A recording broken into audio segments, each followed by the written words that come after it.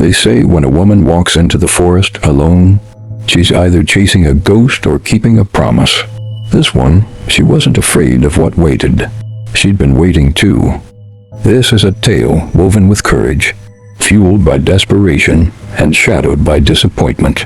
Not every brave step leads to the ending we pray for. A long time ago, when squirrels could still dance across the sky, the world was soft and quiet. There was no day, no night. People slept when they were tired and woke when they wished. Time moved like a breeze, with no sun or moon to chase it. In a quiet little village lived an old widow.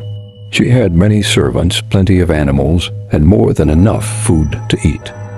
But whenever the room grew quiet and the firelight flickered low, she would sigh because the one thing she truly wanted, a child, had never came. One day her servant came to her and told her about a powerful man that can help her. The widow didn't reply immediately. She sat alone, thinking about what she'd just heard. Her heart was full of questions, but in that moment she made a choice.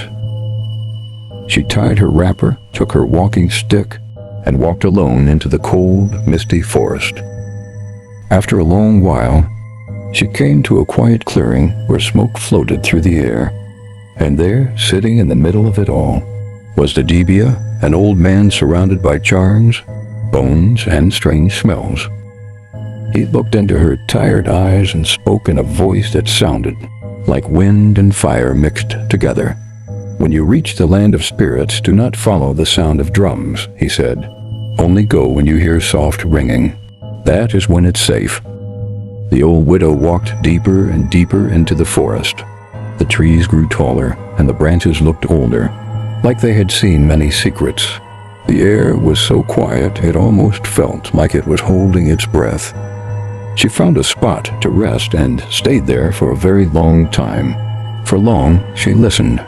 The wind whispered, the leaves rustled, and her hair slowly turned gray.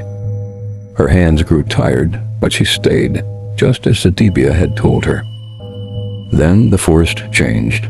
The drums were gone, and in the stillness, she heard it, a soft, gentle ringing, like tiny bells dancing in the air.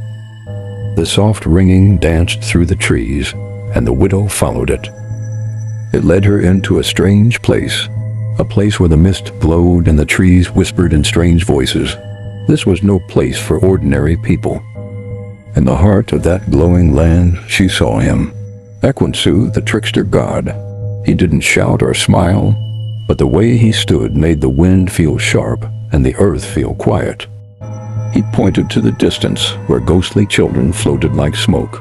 Some looked kind, some looked sad, and some looked strange or broken. "These," he said, "are the children you could choose." Then he turned to her and said, "But today only one is left." And there in the shadows stood a boy, handsome, still, and quiet. But in his eyes burned something wild, something dangerous. She walked through the forest, but this time she wasn't alone. A quiet, strange, beautiful boy walked beside her. With her stick in hand, her heart felt lighter than it had in years. When they reached the village, people poured out in joy. "The widow has a child," they sang. "A boy sent from the gods." She smiled, but the boy only watched, still silent. Soon, odd things happened. Chickens vanished. Just feathers left. The boy stood nearby, quiet, like he knew something. Then the goats disappeared. The cows, too. The pen emptied out. The old woman watched him from a distance, staff in hand. She didn't speak, but deep down, she knew that something was terribly wrong. She hoped he'd stop. Maybe he didn't understand. But the animals kept disappearing, one by one. The boy never looked sorry. He just stood in the empty pen, holding a small charm.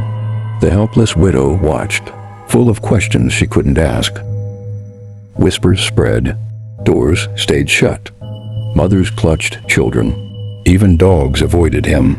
He walked the village with shining eyes, full of something no one could name. And then, one night, the old woman took her last breath. Inside her hut, the widow lay still, stick by her side. The boy stood at the door, face hidden in shadow. No one saw what happened, but by morning the village had changed forever. Far away, on the forest's edge, lived an old woman. Some called her a witch. She spoke to things others couldn't see, but she never harmed a soul. One evening, she stirred something dark in a bowl, fire crackling beside her. Charms hung from her roof. She was preparing, not for harm, but protection. She sensed something was near. Then he came, the boy with glowing eyes. He stood silent, still. The trees didn't move. She stepped outside and faced him, calm, ready. They raised their charms, hers in form of darkness, his as light. The sky twisted. Sparks flew. Neither flinched. The battle had begun. The forest shook. Power filled the air. Trees bent. The sky cracked. For 7 days they fought, never sleeping, never stopping. Light and shadow in constant war. On the 7th day their final charms collided. Louder than thunder, brighter than fire. Then stillness. When the smoke cleared, everything had changed. A cricket set marked red. Mist floated through the trees. And the sky split in two.